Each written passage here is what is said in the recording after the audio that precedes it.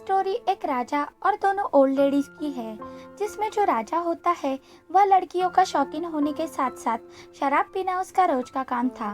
और राजा को अभी तक ऐसी लड़की नहीं मिल पाई थी जिससे वो शादी करके अपनी रानी उसे बना सके। राजा के महल के पास ही वो दोनों ओल्ड लेडीज का घर था। उसमें से एक लेडीज का नाम डोरा और दूसरी का नाम इमा होता है। वह दोनों सिस्टर्स होते हैं और बिल्कुल अकेले रहते थे। ना उनकी अभी तक शादी हुई होती है, लेकिन उनका आवाज़ बहुत ही प्यारा होता है। एक दिन उसमें से एक ओल्ड लेडीज गाना गा रही होती है। तभी उसका आवाज़ राजा सुन लेता है और राजा को वो आवाज़ बहुत ही पसंद आता है। उस आवाज़ से राजा को लगता है कि वो एक सुंदर महिला का आवाज़ है, इसलिए राजा उसको आवाज़ लगाता है, लेकिन वो घर के अंदर चली जाती है। राजा उसके लिए एक गिफ्ट भेजता है, लेकिन वो बिना बाहर आए वो गिफ्ट ले लेती है।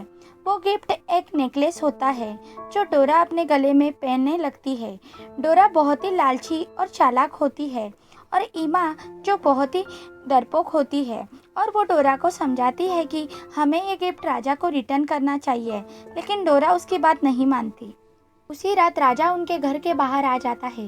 राजा को बिल्कुल अंदाजा नहीं था कि वो दोनों ओल्ड लेडी थे। राजा उससे मिलने की ख्वाहिश बताता है। इमा डोरा को समझाती है कि हमें राजा को सब सच बताना चाहिए, लेकिन डोरा इमा की बात नहीं सुनती और वो उसे चुप कराती है। डोरा बहुत खुश हो जाती है और उसे लगने लगता है कि शायद अभी उनकी लाइफ सुधर जाएगी। वो राजा को बोलती है कि आप एक हफ्ते के बाद आइए, तभी मैं आपको मेरे बॉडी का एक पार्ट दिखा दूंगी। और राजा को यही चाहिए था, इसलिए राजा खुश होकर वहाँ से चला जाता है और ये हफ्ता कैसे चला जाएगा यह सोचने लगता है। उसे लगने लगता है कि शायद उसको उसका प्यार मिल गया है। इधर डोरा अपने हाथ की उंगली को कपड़े से लपेटकर उसको जवान लड़की की उंगली बनाने की कोशिश करती है, क्योंकि उनके बॉडी की स्किन ऑलरेडी लटक गई थी। लेकिन इतनी कोशिश करके भी डोरा की उंगली एक ओल्ड लेडी की उंगली ही लग रही थी। ये देख के डोरा रोने लगती है। दूसरी तरफ ईमा ने कई दिनों से अपने हाथ की उंगली मुंह में रखी थी, इसलिए उसकी उंगली थोड़ी ठीक लग रही थी। और वो आज दिन था जिस दिन राजा को उनके बॉडी का एक पार्ट दिखाना था और राजा आ जाते हैं, इसलिए डोरा घबरा जाती है और वो इमा की उंगली राजा को दिखा देती है। राजा तो उंगली देख के ही पागल हो जाते हैं और वो डोरा के साथ, जिसे वो जवान लड़की समझते हैं, उससे इंटीमेट होना चाहते हैं।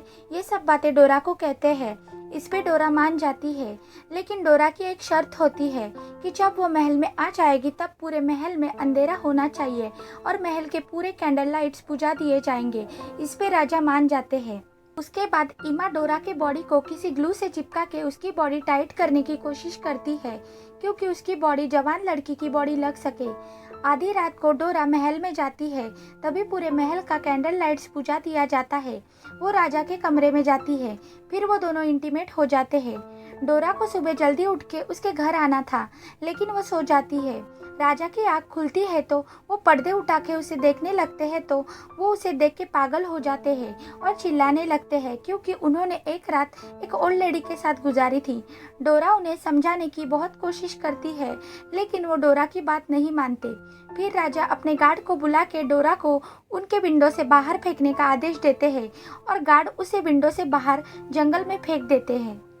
लेकिन डोरा की किस्मत अच्छी होती है कि वो एक पेड़ से जाके लटक जाती है।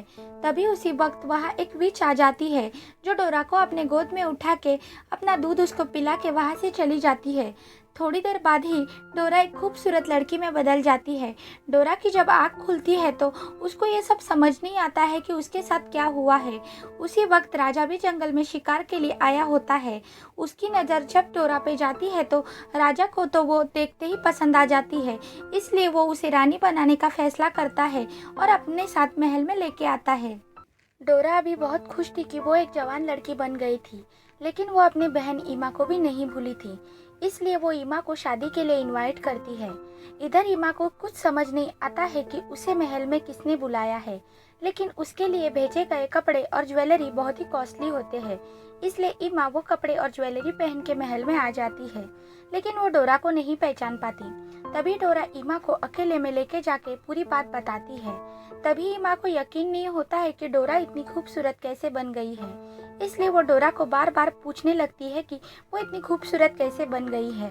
लेकिन डोरा को भी खुद को मालूम नहीं होता है कि वो इतनी जवान कैसे हो गई है। इसलिए वो ईमा को मजाक में कहती है कि उसने अपनी पुरानी स्किन उतार दी है। बेचारी ईमा को ये सब सच लगता है और वो अगले ही दिन लोहार के पास जाके अपनी स्किन उतारने की बात उससे कहती है और उसके बदले वो उसे ज्वेलरी दे देगी। और लोहार तो बहुत ही लालची होता है, इसलिए वो बिना सोचे ईमा की स्किन उतारने के लिए तैयार होता है। वो ईमा को जंगल में लेके जाके उसको पेड़ से बांधकर उसकी स्किन उतार देता है। मूवी में ये सीन बहुत ही वियर्ड दिखाया गया है।